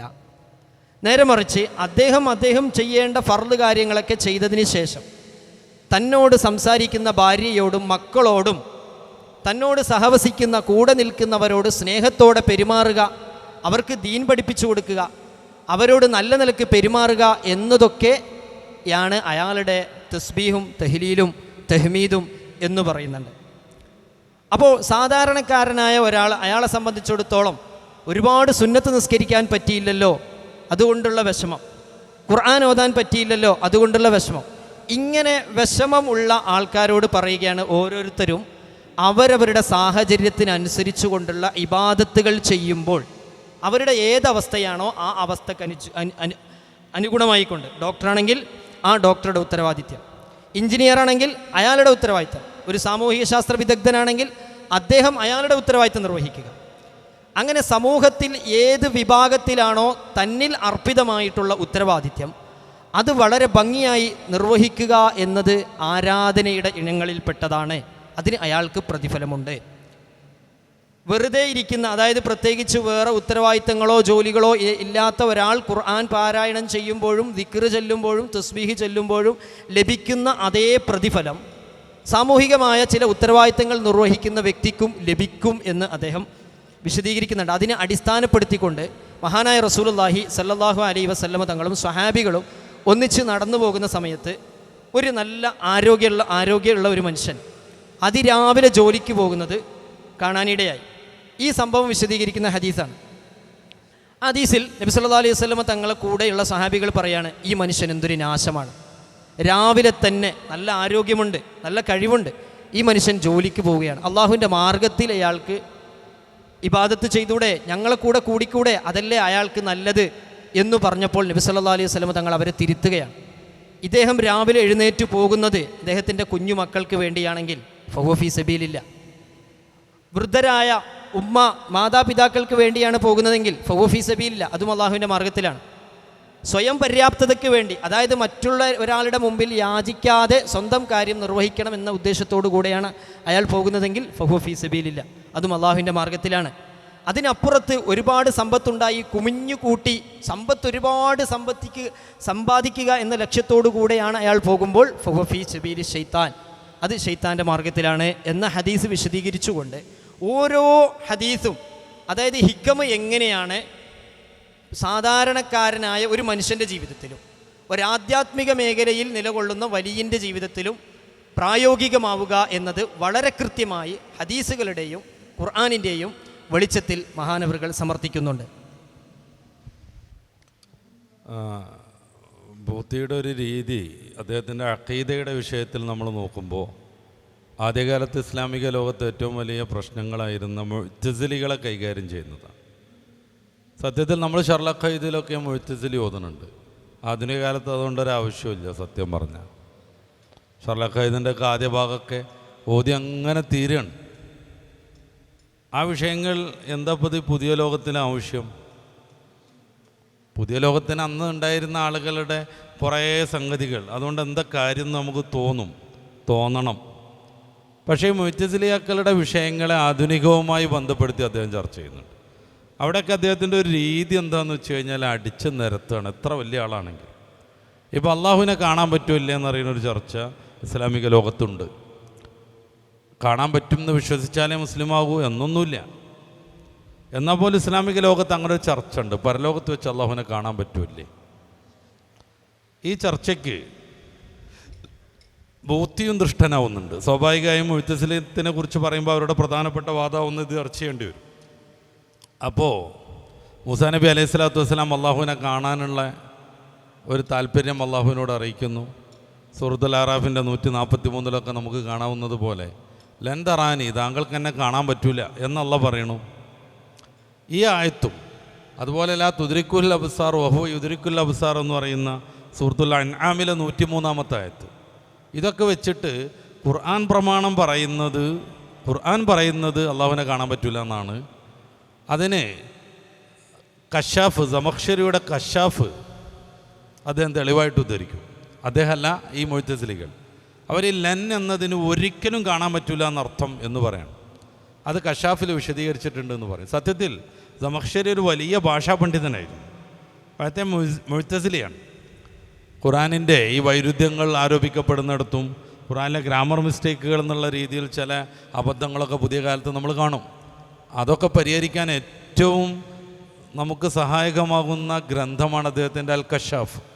കാരണം അദ്ദേഹം ഒരു ഭാഷാ പടുവാണ്, വലിയ ഗ്രന്ഥകാരനാണ്, ഒക്കെ ശരിയാണ്. പക്ഷേ മുഅ്തസിലിയായിരുന്നു. ഇടക്കാലത്ത് അദ്ദേഹം അഹ്ലുസുന്നയുടെ പാതയിലേക്ക് വന്നു എന്നൊരു വർത്താനുണ്ട്. പക്ഷേ എനിക്കൊന്നും അത് തോന്നണില്ല. അദ്ദേഹത്തിൻ്റെ ഗ്രന്ഥങ്ങളൊക്കെ പരിചയപ്പെടുമ്പോൾ അത് തോന്നണില്ല. നമ്മുടെ സഹമാരെങ്കിലും അതിന് സംബന്ധമായ വല്ല തിരുത്തും നടത്തുകയാണെങ്കിൽ സന്തോഷമാണ്. കാരണം എന്താണെന്ന് വെച്ച് കഴിഞ്ഞാൽ അദ്ദേഹം ഈ യാമൻ ഖലക്ക എന്ന് പറഞ്ഞിട്ടൊരു പാട്ടുണ്ട് അദ്ദേഹത്തിൻ്റെ. ഈ വളരെ ദുർബലമായ കൊതുകിൻ്റെ കാലും അതിനുള്ളിൽ എല്ലും അതിനുള്ളിൽ മജ്ജയും പടച്ച് അതൊക്കെ കാണുന്ന റബ്ബെ യാമൻ തറ എന്ന് പറയുന്നൊരു കവിത ഉണ്ട് അദ്ദേഹത്തിൻ്റെ. അത് അദ്ദേഹത്തിൻ്റെ ഖബറും എഴുതാൻ അദ്ദേഹം വസിയത്ത് ചെയ്തു എന്നാണ്. അതിൻ്റെ അവസാനത്തെ വരിയിൽ അള്ളാഹുവിനോട് ഞാൻ പൊറുക്കലിനെ തേടാണ് മുൻകഴിഞ്ഞ പാപങ്ങളിൽ നിന്നൊക്കെ ഒരു പരാമർശമുണ്ട്. ഇതാണ് ചില ആളുകൾ അദ്ദേഹം ഇത്തിസാലിൽ നിന്ന് മാറി മുമ്പ് നടന്ന ഇത്തിസാൽ അബദ്ധങ്ങളിൽ നിന്ന് പൊറുക്കലിനെ തേടാണ് എന്ന രീതിയിൽ പിന്നീട് വളരെ ഉഷാറിൽ പ്രചരിപ്പിക്കുന്നത്. ഇത് സൂറത്തുൽ അൽ ബഖറയുടെ ഫസ്റ്റ് ഭാഗത്തിലുള്ള ഇന്നല്ലാഹ ലാ യസ്തഹി അൻ യദ്രിബ മസലമ്മ ബഅൂല എന്ന് പറയുന്ന സാധനം വിശദീകരിക്കുന്നിടത്താണ് അദ്ദേഹം ഈ കവിത കൊടുക്കുന്നത്. അത് കഴിഞ്ഞിട്ട് അദ്ദേഹം ഖുർആൻ മുഴുവനും തഫ്സീർ എഴുതി തീർത്തു. സൂറത്തു അന്നാസിൻ്റെ ഷറയിൽ പോലും ഇത്തിസാല് പറഞ്ഞു അയാൾ. അതായത് ഈ സിഹറിന് യാഥാർത്ഥ്യമല്ല എന്നുള്ളത്. അതാണ് ആധുനിക വഹാബികൾ പൊക്കിയെടുത്തൊരു വിശ്വാസം. അൽ ബഖറയുടെ ആരംഭത്തിൽ ഈ ഇസ്തിഗ്ഫാറൊക്കെ നടത്തിയിട്ടും മൂപ്പർ എന്ത് ചെയ്തു? ഈ സൂറത്തു നാസിൻ്റെ അവസാനം വരെ പോലും അദ്ദേഹത്തിൻ്റെ ഇത്തിസാലിൽ തന്നെ ഉറച്ചു നിന്നു. അവസാനം പറ്റുന്നൊരു പോയിൻ്റായിരുന്നു സിഹറിനെ നിഷേധിക്കുക. അതിലദ്ദേഹം വളരെ മനോഹരമായിട്ട് സിഹറിനെ നിഷേധിക്കുന്നുണ്ട്. എന്ന് വെച്ചാൽ അദ്ദേഹം അവസാനം വരെ മുഅ്തസിലി ആയിരുന്നു എന്നാണ് എനിക്ക് തോന്നുന്നത്. അതിന് തിരുത്ത് വരാം. ഞാനത് സദസ്സിൽ നിന്നും സ്റ്റേജിൽ നിന്നും സ്വാഗതം ചെയ്യാണ് അതിൻ്റെ തിരുത്ത്. കാരണം അദ്ദേഹം ഒന്ന് മുഅ്തസിലിയിൽ നിന്ന് മാറിക്കിട്ടിയാൽ വലിയൊരു പ്രതിഭയായിരുന്നു എന്നുള്ളതിൽ നമുക്കൊരു സന്തോഷമുണ്ട്. എനിക്ക് തോന്നുന്നത് അദ്ദേഹം ആദ്യം അഹ്ലുസുന്നയിൽ നിന്ന കാലത്തെ അദ്ദേഹം പൊരുത്തപ്പെടിപ്പിക്കുകയാണ് ഇത്തിസാലിലേക്ക് വന്നപ്പോൾ എന്നാണ്. അയാൾ തഫ്സീർ എഴുതുന്നത് തന്നെ അൽഹംദുലില്ലാഹി അല്ലദീ ഖലഖൽ ഖുർആനാന്നും പറഞ്ഞിട്ടാണ്. ഖുർആൻ മഖ്ലൂക്കാണോ അല്ലേ എന്നുള്ളത് ഇത്തിസാലിൻ്റെയും അഹ്ലുസുന്നൻ്റെ ഇടയിലുള്ളൊരു തർക്കമാണ്. അയാളുടെ ചില ശിഷ്യന്മാർ പറഞ്ഞു ഇങ്ങനെ ഖലഖൽ ഖുർആനാന്നൊക്കെ ആത്യന്തികമായി വളരെ ലാഹിറായി എഴുതിയിട്ടുണ്ടെങ്കിൽ നിങ്ങളെ ഈ കിതാബിന് വായനക്കാർ കുറയും. നമ്മൾ കുറച്ച് ആളുകൾ മാത്രമേ അത് വായിക്കാനുണ്ടാവുള്ളൂ. എല്ലാ കാലത്തും ബിദ്അത്ത് ന്യൂനപക്ഷമാണല്ലോ.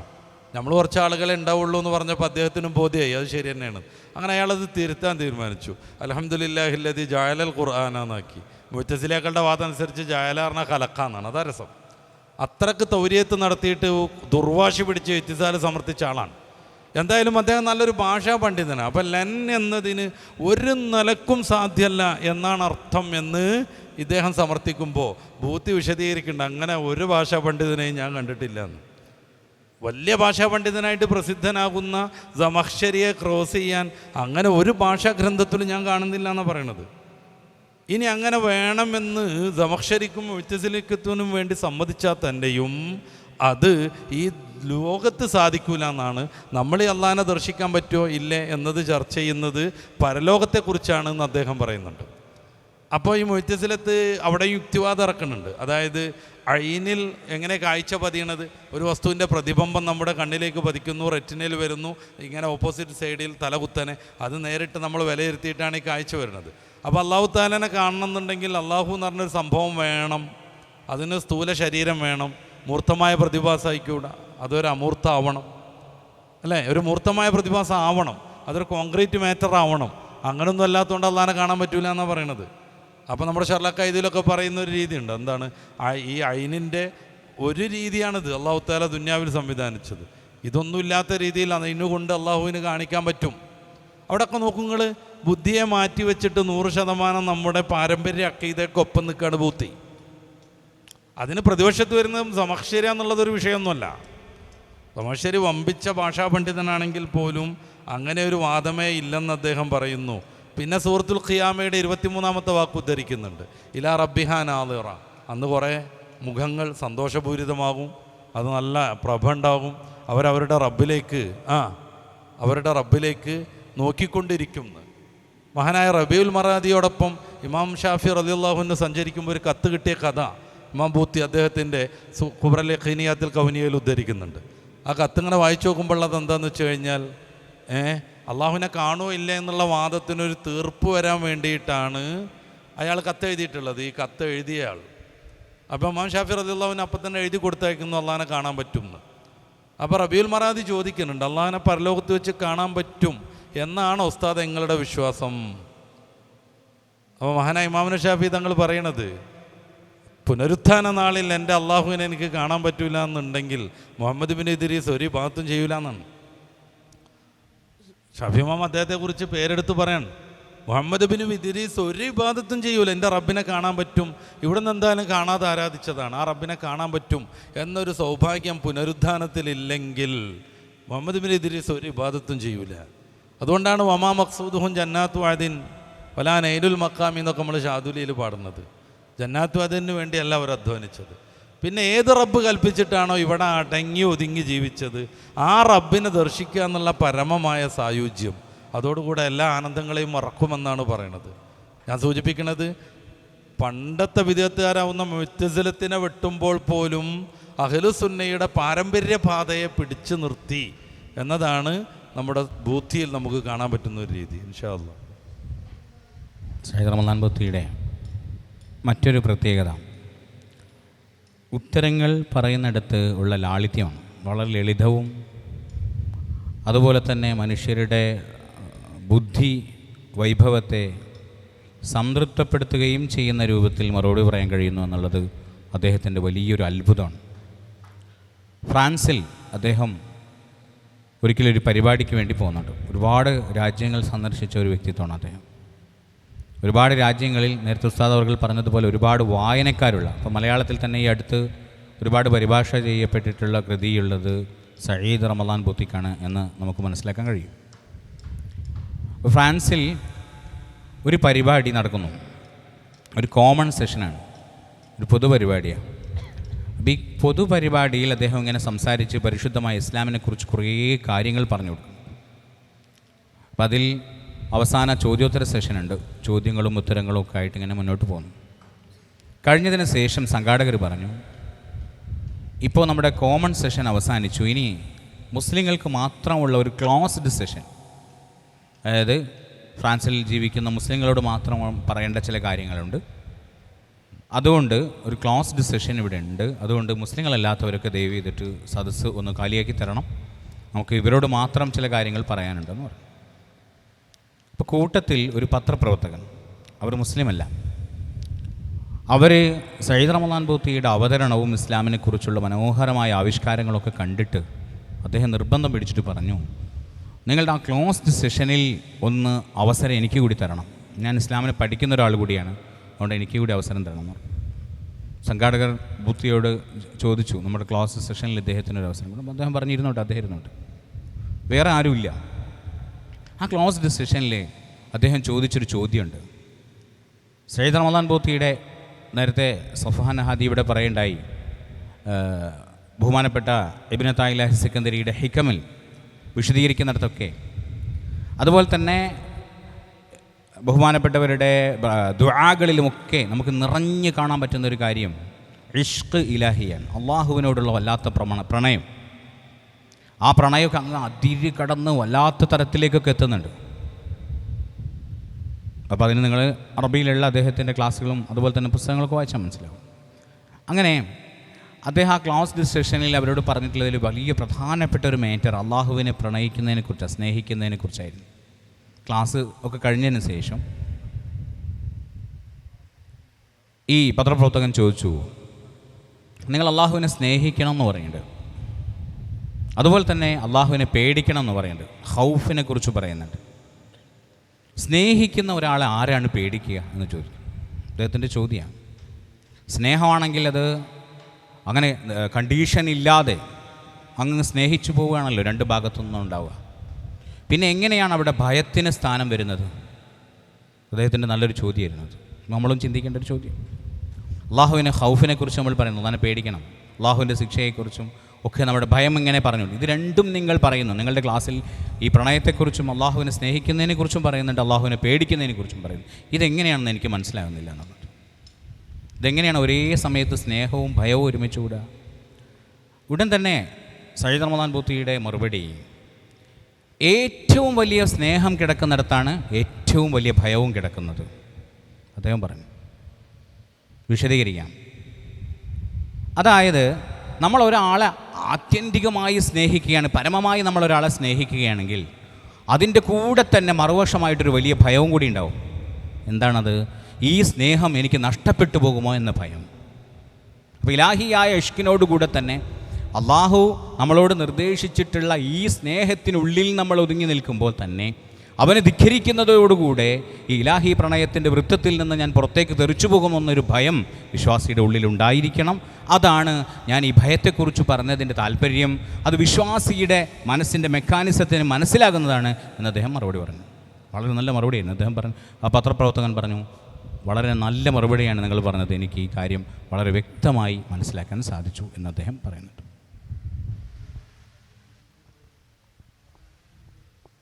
അതോടൊപ്പം തന്നെ നമ്മൾ ഈ ഗ്രന്ഥങ്ങളെക്കുറിച്ച് പറഞ്ഞതുപോലെ തന്നെ ഈ ഗ്രന്ഥങ്ങളെ അടിസ്ഥാനപ്പെടുത്തിയിട്ടുള്ള ക്ലാസ്സുകളും ഇന്നും നമുക്കെന്താണ് യൂട്യൂബിൽ ലഭ്യമാണ്. നമുക്ക് പലതും കേൾക്കാവുന്നതേ ഉള്ളൂ. അപ്പോൾ അള്ളാഹുവിൻ്റെ വിശേഷണവുമായി ബന്ധപ്പെട്ട് കദീമാണ്, അള്ളാഹു ഉണ്ടായതിന് തുടക്കമില്ല. അപ്പോൾ ബുദ്ധിപരമായി തുടക്കമില്ലാത്ത ഒരസ്തിത്വമാണ് അള്ളാഹുവിൻ്റേത്. ഇതെങ്ങനെയാണ് അംഗീകരിക്കാൻ കഴിയുക എന്നുള്ള ആ ഒരു ചോദ്യത്തെ വളരെ കൃത്യതയോടുകൂടെ സയ്യിദ് റമദാൻ ബൂത്തി അവതരിപ്പിക്കുന്നുണ്ട്. അതായത് ജന്മനാ കാഴ്ചയില്ലാത്തൊരു മനുഷ്യൻ, ജന്മനാ അയാൾക്ക് കാഴ്ചയില്ല, അയാളോട് നിങ്ങൾ പറയാണ് ഇവിടെ പ്രകാശമുണ്ട്, അയാളെ സംബന്ധിച്ചിടത്തോളം അയാൾക്കൊരിക്കലും ഈ പ്രകാശം എന്താണെന്ന് അനുഭവിക്കാനുള്ള ഒരു അവസരം ലഭിച്ചിട്ടില്ല. അയാൾക്കറിയില്ല എന്താണ് പ്രകാശം എന്നുള്ളത്. അപ്പോൾ അയാളെ സംബന്ധിച്ചിടത്തോളം ഒരാൾ പ്രകാശമുണ്ട് എന്ന് പറയുമ്പോൾ തിരിച്ചയാൾ പറയണം ഇല്ല, അവിടെ പ്രകാശമില്ല. അങ്ങനെ പ്രകാശം എന്ന വല്ലതും ഉണ്ടെങ്കിൽ എൻ്റെ ഈ ഒന്നുപടിക്ക്, അല്ലെങ്കിൽ ഞാൻ ഈ അവലംബമായി സ്വീകരിക്കുന്ന എൻ്റെ വടിക്കത് തട്ടൂലേ, സ്പർശിക്കൂലേ, അങ്ങനത്തെ ഒരു സാധനമില്ല എന്ന് അയാൾ പറയുന്നതെങ്കിൽ അയാളെക്കുറിച്ച് നമ്മൾ എന്താണ് കരുതുക? അയാൾക്ക് ബുദ്ധിപരമായ അല്ലെങ്കിൽ അയാളുടെ കാഴ്ചയുടെ പരിമിതിയാണ്. ആ പരിമിതി ഉള്ളതുകൊണ്ട് ഇവിടെ പ്രകാശമില്ല എന്നുള്ള വിശ്വാസം ശരിയല്ല. എന്നതുപോലെ നമ്മുടെ ബുദ്ധിയെ സംബന്ധിച്ചിടത്തോളം, അതായത് ഈ കാഴ്ച ഇല്ലാത്ത ആളെ സംബന്ധിച്ചിടത്തോളം പ്രകാശം എന്നുള്ളത് ബുദ്ധിപരമായി അംഗീകരിക്കേണ്ട യാഥാർത്ഥ്യമാണ്. അത് അനുഭവിക്കുന്ന വ്യക്തികളുണ്ട്, അനുഭവിച്ചറിയുന്നവരുണ്ട്. അവരെ സംബന്ധിച്ചിടത്തോളം അനുഭവജ്ഞാനമല്ല ഈ കാഴ്ചയില്ലാത്ത വ്യക്തിയെ സംബന്ധിച്ചിടത്തോളം പ്രകാശം എന്നുള്ളത്. നമുക്ക് അനുഭവജ്ഞാനമില്ലാത്ത ഒന്ന് ഇല്ല എന്നുള്ളത് ബുദ്ധിപരമല്ല എന്ന വിശ്വാസം ബുദ്ധിപരമല്ല. മറിച്ച് ബുദ്ധിയിൽ അള്ളാഹുവിൻ്റെ ഖദീമ് അല്ലെങ്കിൽ ബക്കാ തുടങ്ങിയ അള്ളാഹുവിൻ്റെ വിശേഷണങ്ങളൊക്കെയും ബുദ്ധിപരമായി സമർത്ഥിക്കപ്പെടുന്ന കാര്യങ്ങളാണ്. നമ്മുടെ അനുഭവം കൊണ്ട് നമുക്ക് മനസ്സിലാക്കാൻ കഴിയുന്നില്ല എന്നുള്ളത് അതില്ല എന്നതിൻ്റെ തെളിവല്ല. ഇങ്ങനെ തുടങ്ങിയ ഒരു വളരെ ചെറിയ ചെറിയ ഉദാഹരണങ്ങളിലൂടെ അത് നമ്മുടെ മനസ്സിനെ പിടിച്ചിരുത്തുന്ന, യാഥാർത്ഥ്യത്തിൽ നിലകൊള്ളാൻ നമുക്ക് സാഹചര്യമൊരുക്കുന്ന ഒരു അവതരണ ശൈലിയായിരുന്നു ഷെയ്ഖ് ബൂത്തിയുടേത്. ഇൻഷാ അല്ലാഹ് ഈ സെക്ഷൻ ഇനിയും നീട്ടിക്കൊണ്ടുപോകാൻ ആഗ്രഹിക്കണില്ല. ബൂത്തിയെക്കുറിച്ചുള്ളൊരു ചെറിയ ധാരണ ഒക്കെ നമ്മുടെ ശ്രോതാക്കൾക്ക് കിട്ടിയാൽ ഇൻഷാ അല്ലാഹ് മറ്റ് പഠനങ്ങൾക്ക് ഇനി വലിയ സാധ്യത ഉണ്ട്. ഒരു കാര്യം കൂടി ഓർമ്മപ്പെടുത്തണം, ബൂത്തിയുടെ രാഷ്ട്രീയം, അദ്ദേഹം ഷിയയാണെന്ന് ആരോപിക്കപ്പെട്ടിട്ടുണ്ട്. അദ്ദേഹം ജീവിക്കുന്ന സിറിയയിൽ ബഷാർ അസാദിൻ്റെ ഭരണം ഇപ്പോഴും ഉണ്ട്. അത് ഇപ്പോഴും ഉണ്ട് പറയാൻ കാരണം എന്താണ്? ലിബിയയിൽ ഗദ്ദാഫി പോയി, ഈജിപ്തിൽ ഹുസ്നി മുബാറക്ക് പോയി, മുല്ലപ്പൂ വിപ്ലവം എന്ന് പറയുന്നൊരു പാശ്ചാത്യൻ സ്പോൺസേഡ് സമരം നടന്നിട്ടുണ്ടായിരുന്നു അവിടെ. മുല്ലപ്പൂ വിപ്ലവം കൊണ്ട് അവർ അർത്ഥമാക്കിയത്, പാശ്ചാത്യർ അർത്ഥമാക്കിയത് കുറേ ഈ ലിബിയയിലെയും മറ്റുമൊക്കെ ആളുകളെ കരുവാക്കിക്കൊണ്ട് അവരർത്ഥമാക്കിയത് അവിടെയൊക്കെ നല്ല സ്ഥിരമായൊരു ഗവൺമെൻറ് എന്തൊക്കെ പരിമിതികളുണ്ടെങ്കിലും നിലനിന്നിരുന്നു. അതിനെ മറിച്ചിടുക എന്നതാണ് അവരുദ്ദേശിച്ചത്. അങ്ങനെ ഗദ്ദാഫി പോയി, ഹുസ്നി മുബാറക്കൊക്കെ പോയി. പിന്നീട് ഈ ശരിക്കും പറഞ്ഞാൽ ഇഖ്വാനുൽ മുസ്ലിമീൻ ബ്രദർഹുഡിനോട് താല്പര്യമുള്ള ഭരണാധികാരികൾ വന്നു. നമ്മുടെ ഇന്ത്യൻ പ്രതിനിധിയായി വർഷങ്ങളോളം ഈജിപ്തിലെ ഗ്രാൻഡ് മൗലൂദിലേക്ക് എപ്പിസ്താദ് പോകാറുണ്ടായിരുന്നു. പക്ഷേ ഈ മുല്ലപ്പൂ വിപ്ലവത്തിന് ശേഷം ആ പരിപാടി തന്നെ ഇല്ലാതായി. പിന്നെ CC വന്നു. അതിനുശേഷം പിന്നെയും കുറച്ചൊക്കെ നല്ല പരിപാടികളൊക്കെ തുടങ്ങി അവിടെ. ഈ മുല്ലപ്പൂ വിപ്ലവത്തിനെ ആദ്യം തന്നെ ശക്തമായി എതിർത്ത ആളായിരുന്നു ബൂത്തി. അതുകൊണ്ടാണ് പണ്ഡിത പിന്തുണയും അതോടൊപ്പം ഇറാഖിൻ്റെയും റഷ്യയുടെയൊക്കെ പിന്തുണയുള്ളത് കൊണ്ടാണ് 6 നാടുകളിൽ മുല്ലപ്പൂ വിപ്ലവം നടന്ന് സിറിയ അല്ലാത്ത എല്ലായിടത്തും നിലവിലുള്ള ഭരണം മാറിയിട്ടും ഇപ്പോഴും ബഷാർ അസാദ് പിടിച്ചു നിൽക്കുന്നത്. അപ്പോൾ അദ്ദേഹത്തിൻ്റെ ഫോട്ടോ ഉള്ള മുസല്ലകളൊക്കെ ഇറങ്ങി. അത് നിസ്കരിക്കാൻ പറ്റുമെന്നുള്ള ചോദ്യം വന്നപ്പോൾ ബൂത്തി പറ്റുമെന്ന് പറഞ്ഞു. അപ്പോൾ ഇയാൾ ഷിയാണെന്നുള്ള രീതിയിൽ അൽബാനിയൊക്കെ ആരോപണം ഉന്നയിക്കുന്നുണ്ട്. സത്യത്തിൽ നിലവിലുള്ള ഭരണം സപ്പോർട്ട് ചെയ്യണം എന്ന അർത്ഥത്തിലാണ് ബൂത്തി അവിടെ തൻ്റെ നയം രൂപീകരിച്ചത്. ഈ ഭരണം മാറിക്കഴിഞ്ഞാൽ അരാജകത്വം വരുമെന്ന് നേരത്തെ മനസ്സിലാക്കി അദ്ദേഹം. ഈ മുല്ലപ്പൂ വിപ്ലവം തുടങ്ങിയപ്പോൾ ഈ അർത്ഥമൊക്കെ വെച്ചിട്ട് സുന്നി വയസ്സിൽ ഞങ്ങൾ ലേഖനം എഴുതിയിരുന്നു. അവസാനം ബൂത്തി ഞങ്ങളും ജയിച്ചു. കാരണം ഈ മുല്ലപ്പൂ വിപ്ലവത്തിൻ്റെയൊക്കെ ആത്യന്തിക ഫലം വഹാബിസം സലഫിസം സ്ഥാപിക്കലും അതുവഴി യൂറോപ്യൻസിന് കയറിക്കൂടാനുള്ള അവസരമാണെന്ന് എല്ലാവർക്കും പിന്നെ ബോധ്യമായി. അപ്പോൾ ആദ്യഘട്ടത്തിൽ തന്നെ ഇതിനെതിർത്ത ആളാണ് അല്ലാമ ബൂത്തി. അദ്ദേഹം അവസാനം വരെ അതിന് പിടിച്ചു നിൽക്കുകയും ചെയ്തു. അതിന് പണ്ഡിത പിന്തുണയും കൊടുത്തു. ഇതിന് മുല്ലപ്പൂ വിപ്ലവത്തിന് എതിരായിട്ടുള്ള രാഷ്ട്രീയ മൂവ്മെൻറ്റിന്. അങ്ങനെയാണ് അദ്ദേഹം സിറിയയിൽ വെച്ച് ദർസ് നടത്തിക്കൊണ്ടിരിക്കുമ്പോൾ ഈ മുല്ലപ്പൂക്കാർ നല്ല മുല്ലപ്പൂവായിട്ട് നല്ല ബോംബിട്ട് അദ്ദേഹത്തിനെ കൊന്നുകളയണത്. രക്തസാക്ഷിയാവുകയാണ് അവസാനം ചെയ്തത് ദർസ് നടത്തുന്നതിൻ്റെ ഇടയിൽ. തൻ്റെ ജീവിത ദൗത്യം തന്നെ ഇൽമായിരുന്നു, ഇൽമിൻ്റെ പ്രചാരണമായിരുന്നു. അത് ചെയ്തുകൊണ്ടിരിക്കെ അദ്ദേഹം പള്ളിയിൽ വെച്ച് രക്തസാക്ഷിയാകുന്നു. അപ്പോൾ അഹ്ലുസുന്നയുടെ ധാരയിൽ നിന്ന് പഴച്ചു പോയത് കൊണ്ടല്ല, നിലവിലുള്ള ഭരണം മാറുന്നതോടുകൂടെ കൂടുതൽ അരാജകത്വം വരുമെന്ന് പഠിപ്പിക്കാനാണ് അദ്ദേഹം ശ്രമിച്ചത്. അതുകൊണ്ടാണ് അദ്ദേഹം ബഷാർ അസാദിനെ പിന്തുണച്ചതും ആ പിന്തുണക്ക് ഉള്ളതുകൊണ്ടാണ് അയാൾ ഇപ്പോഴും പിടിച്ചു നിൽക്കുന്നത്. അപ്പോൾ ഈ കാര്യം കൂടിയും അല്ലേ മനസ്സിലാക്കേണ്ടതുണ്ട്. അദ്ദേഹത്തെക്കുറിച്ച് വായിക്കുമ്പോൾ അൽബാനിയുടെയും ഖർലാവിൻ്റെ ഒക്കെ ഷിയാരോപണങ്ങൾ കാണുമ്പോൾ അത് ഈ രീതിയിലാണെന്ന് എൻ്റെ പ്രിയപ്പെട്ട ശ്രോതാക്കൾ മനസ്സിലാക്കണം. ഇൻഷാ അല്ലാഹ് ഈ ചർച്ച ഇവിടെ വെച്ച് അവസാനിപ്പിക്കാമെന്ന് തോന്നുന്നു. ഇതിൽ അവസാനം വരെ കേട്ടിരുന്ന എല്ലാവർക്കും നന്ദി അറിയിക്കുന്നു. മറ്റ് തുടർ പഠനത്തിനത് കാരണമാവുമെങ്കിൽ നമ്മുടെ BKF ഈ പ്രോഗ്രാമും സമ്പൂർണ്ണമായി വിജയിച്ചു എന്ന് ഞങ്ങൾ ന്യായമായും പ്രതീക്ഷിക്കുന്നു. അള്ളാഹു കബൂലാക്കുമാറാവട്ടെ. ബുദ്ധിയോടൊപ്പം നമ്മളെയും ദീനിൻ്റെ ഖാദിമ്യങ്ങളായി അള്ളാഹു ജീവിക്കാനും അവസാനം സ്വർഗത്തിൽ ഒരുമിച്ച് കൂടാനും അള്ളാഹു നമുക്കും അദ്ദേഹത്തിനും തൗഫീഖ് നൽകുമാറാവട്ടെ. റബ്ബനാ ആതിനാ ഫിദ്ദുനിയ ഹസന വഫിൽ ആഖിറതി ഹസനത വഖിനാ അദാബന്നാർ. ആമീൻ ബിറഹ്മതിക യാ അർഹമർ